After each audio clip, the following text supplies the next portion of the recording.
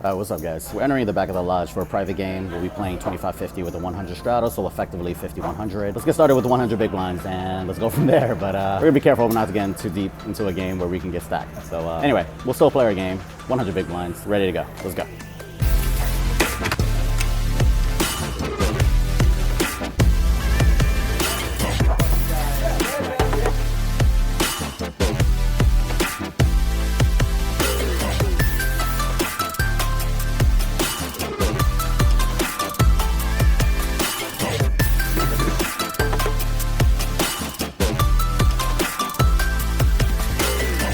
Alright guys, let's get right into the hands. It folds to the button who raises to 250. His name is Pierre and you've probably seen him on plenty of streams. He's a seasoned pro and one of Austin's biggest crushers. Big blind calls it 250. It's on us next and we can either 3-bet squeeze or make the call with a playable hand. We opt for the smooth call and go 3 ways to the flop. On a 10-9-9 board, big blind decides to donk lead 1/3 pot. We have an open ender with a backdoor flush draw, so we're not going anywhere and we make the call. Button folds. Turn brings us 7, giving us 2 pairs. The big blind continues to bet, this time for $500.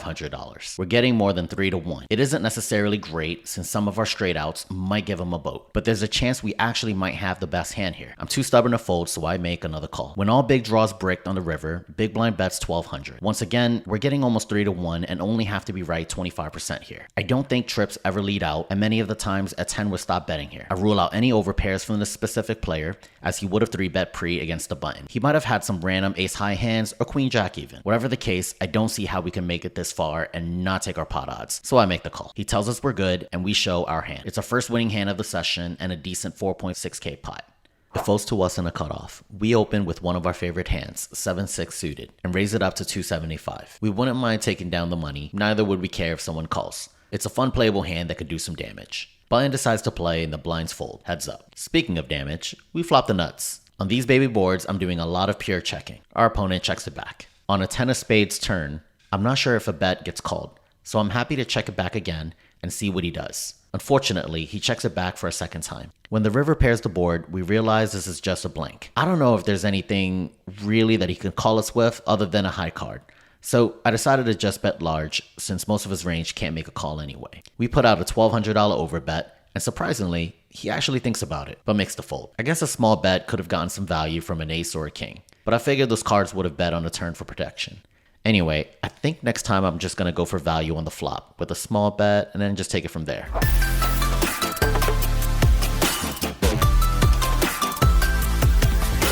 Back to another hand with Pierre, who opens the button at 250.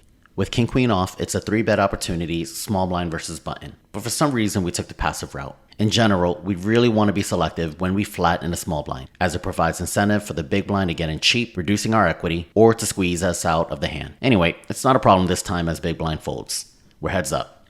Flop comes queen 4-3 rainbow. Amazing board for us as we hit top pair. And it's a type of board where the in-position aggressor is going to have to bluff at. A lot. So I check to see what he does. He bets range 200. I make the call and we're off to a turn, which is a jack of diamonds. This card brings in 2 pairs and a bunch of backdoor draws. Still, I go ahead and check. This time, button slows down and checks it back. On an offsuit deuce river, I can either check to induce a bluff, or I can bet small, hoping to get value from a jack or any of his pocket pairs.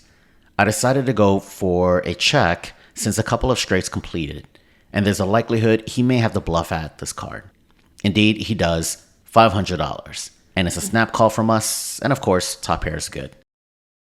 Alright, quick update. Game's fire, money's moving. Obviously, it's against people with a really high skill level, some of the best players around town. So if I'm thinking about profit, this is probably not the best table to sit on, but if I'm thinking about playing with players that's gonna make me better long term, this is it. This is gonna be the cream of the crop. Yeah, hopefully we get in a few more hands. It's just been a really, really rough pre-flop game for us. In terms of our stack size, we're roughly about break even. We're thinking about loading up a little bit more since there's more money on the table now. And yeah, hopefully we catch a wave of fans. See you guys in the next update. Yep, another hand with Pierre. He opens the button at 250 and we're in the small blind. We look at our hand and it's pretty interesting. Ace-6 of spades. It's a 3-bet or fold type of hand and we're tired of folding. We 3-bet him to 1k and both the big blind and a straddle fold. Pierre makes the call and once again, we're heads up. The flop comes ace-jack-5, 2 hearts. With top pair weak kicker, we can either c-bet or check as we're out of position. When in doubt, a check is usually not negative EV, so that's what we start with. Pierre bets $1,200 and we make a quick call. On a deuce of diamond turn, we check it again. From his perspective, it may look like we have the many other pocket pairs that would be checking it as well. He thinks about his action and bets 1700. I'm not folding a 3-bet pot, small blind versus button with top pair, so I make the call. The river is a 9 of diamonds, and the action goes check check. Our top pair is good, and we take down a nice pot. I'm pretty happy with the line I took, which protects my out of position 3-bet checking range, especially when I have kings or queens. This time, we play a hand with someone else. Just kidding. Seriously, another hand with Pierre, who has now won several huge pots and stacked a couple of people. Let's try to get a good hand here. It folds to me in a cutoff, and we open ace-5 of diamonds to 150. No straddle in this hand for some reason. It folds to Pierre, and he defends. The flop cannot be better. 10-8, 2 of diamonds, giving us the stone cold nuts. Pierre checks it to us, and we bet 2/3. We went with the largest sizing since he has to defend with any pair or large diamond. And music to our ears, he raises it to 800. At this point, I take a minute to soak up any information. His natural raising hands on monotone boards are sets, 2 pairs, and worse flushes. I'm not finding any bluffs here, so I could apply pressure by 3-betting it or smooth calling. If I smooth call, the pot would be right under 2K, giving us an SPR of 5 or so. Hard to get the money in. But if I do raise, do I make it too easy to scare away weaker hands? I ultimately decided to smooth call and take a turn. The turn isn't great. A king of diamonds. This eliminates more nutted hands, which means his best hand at the moment is a queen of diamonds. When he checks it to me, I use a slightly more than half pot sizing, weird one process-wise. I think I should have used closer to 40% sizing, but a topic for another day. Anyway, he makes the call. The river pairs the board. Still, my hand is too strong to check it back. I bet 80%, targeting the queen or jack of diamonds. It doesn't take long before Pierre jams it in. I have 9K behind me, so this isn't a small jam. I immediately puke in my mouth. You got 3 combos of 2s. Are you fucking serious here? Oh, God. Another fucking boat by the river? Oh my God. I don't know. He has 3 combos of 2s, 9 combos of 10-8 that would have played it the same way. It feels unlikely that he would have gotten there, but this is such an underbluff spot. I don't see the bluffs and I just call it for what it is. He's nutted and I need to make a big fold. Indeed, I painfully let go of the hand and really, to my surprise, he shows Jack 9 with a jack of diamonds. I spoke to him after this play and I'll need to make a specific video about it. Anyway, this was possibly the biggest hand I've ever been bluffed out of, and that's why Pierre is who he is, and why I concede to him being a better player than me. So that just fucking happened. We get into an amazing pot with a big stack, flop the fucking nuts. Bad king river, so we start down betting a little, not down betting, but we bet half pot, giving him a 3-1. And by the river, we target queens and jacks, but he goes all in. Pretty tough, representing bottom, essentially representing a boat. He never has 10s and 8s there. I play way too much volume with him, so he's representing 3 combos of 2s, which is so hard to fold to, right? It's 3 combos of 2s. I folded. You guys saw. I don't hate my fold, but y'all let me know what you think, because that was probably one of the biggest folds I've ever made in my life, and unfortunately, we were wrong. But that's how it goes. A few hands later, we get a break with pocket kings. Let's get after it this time. We raise to 300 and only get called by the small blind, who we have plenty of history with. Heads up to the flop, let's just try to avoid it. Never mind. Flop comes 8s, 8, 4, rainbow. So small blind checks, and we can either bet range or check it back. On a dry board, I'm okay to just check this back and play turns. So that's what I do. Turn is a 5 of clubs, bringing in a gutty. Small blind bets 300 and we make a call. I hate taking a passive line like this, but we have to defend a hand as strong as kings. Onto the river and we get another 5. This time, small blind bets 600. It's milky and seems value heavy. We lose to straights, trips, top pair, and we double block cards that we want our opponent to have. There's really nothing going on for us here, and we're forced to just give it up. Pretty tough string of hands here, but we just gotta move on. So just a quick update on my stack. I reload, so that way we're 15K even. Alright, so the kings didn't work out, but perhaps the queens will. We open our low jack to 250 and get 3-bet by cutoff to 800. Cutoff is a popular player from Dallas and he travels the states to play. He's certainly not to be taken lightly. Action folds around to the straddle who puts in the overcall. Sandwich in between, we put in the 4-bet. Our plan is to isolate someone or to take down a pot right here. Cutoff clearly has a hand though, and he puts in the call. Surprisingly, the straddle puts in another overcall as well.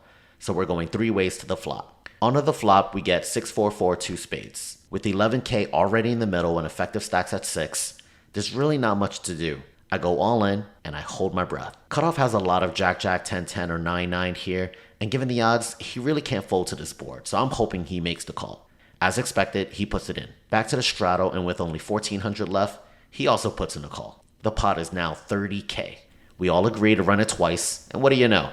It's queens versus king jack. Even better, King Jack banks one on the river and another one on the turn for a freaking scoop. I'm gonna be honest, I actually lose my shit here in a rare moment of weakness before gathering myself and congratulating my opponent for the hand. This is pretty painful though, as we lose another big pot with a premium hand. Nice hand, buddy. Alright, one last reload to 16k.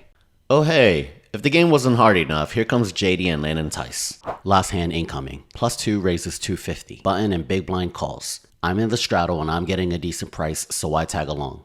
We're going 4 ways to a flop of Jack 10-7, 2 clubs. We check it to the pre-flop aggressor, and he checks it as well. Button also checks. On the turn, it checks to the +2, who bets 600 this time. Button folds, big blind folds. We have a pair as well as a flush draw, so we make the call. When the river completes the front door draw, we lead out for a big $1,800 bet. +2 thinks about his sum, looks at his cards, and jams in the rest of his stack. Hey. I knew that in the moment, leading out was a mistake since we never get called by worse hands here, given the flop check through, and sometimes we'll get into this situation. With a hand as strong as a flush though, we have to take our time. The only hands that expect to raise all in here are nuts or nothing. And the obvious question is, would he ever do this with a naked ace of clubs? I thought about whether or not if 2 clubs would ever check flop just to bet turn, and couldn't see why someone would ever take that line. Additionally, the river queen of clubs blocks a few combos of relevant flushes. With all that said, I'm a non-believer, so I make the call. And I lose to the goods. He shows ace 10 of clubs, which makes a lot of sense, since he's betting second pair. We get stacked, and we hit our max loss. Kind of speechless right now. Great game, made fold. Folded when I shouldn't have, called when I shouldn't have. Gonna be hard to make money in poker. We're gonna have time to build it up, and it's just gonna have to be a little bit more hard work than usual. The thing is, it's 12 months in a year, plenty of sessions in a year. Can't let the highs be too high, can't let the lows be too low, and just gotta make sure that our head stays on our shoulder and continue. I knew this was a rough game. I knew that poker is going to be brutal and nothing's going to be easy, but I believe I can be really good at this game. And so there's not going to be a lot of opportunities to have these types of big games where you can make 3, 4, 500 big blinds in the game, but there's different ways for us to rebuild, and we're just going to have to put it into work and get at it. Hope there was some interesting hands there. Hope you guys had fun watching a high stakes game. I mean, that was a really good sweat. We'll get them next time, guys. All right, guys, me and the wife just told her how much we lost, 25k. What do you think? Well, I texted you before I came home, but I think you always win it back. yeah. So you guys probably don't know. Every single month this year, which is very atypical by the way, but every single month this year, I've gotten significantly down in the beginning of the month. So for example, last month I was down about like 30 something, and I made it up, and yeah, we ended up nice for the month, above monthly goal, and right at our baseline goal for the quarter. But 25k is a lot. 50, 100 is definitely a shot take for me, and it's not something I have like 25x big blinds for in my poker bankroll, but you gotta sometimes say yes to challenges, so no regrets. I think I'm a competitive player in that game, and we're just gonna have to keep swinging. So, babe, so question for you. You know that I actually have a similar game on Monday. Again, this one will be on stream, so this will definitely be the very next vlog after this. Thoughts? Because worst case scenario, I'll lose another 25k. Actually, worst case scenario, I'll probably lose like 30 or 40k, to be honest. I think you'll do a lot better than you expect. I think right now it just sucks because you had a big loss, so Yeah. you're probably feeling some doubt. But your cats are encouraging you already. They're saying you can do it. Thanks, babies. All right, we'll get it back. All right, guys, hopefully that wasn't too painful to watch. Hope you guys enjoyed. Catch me up for the next vlog. Hopefully it'll be a positive session. All right, peace, y'all.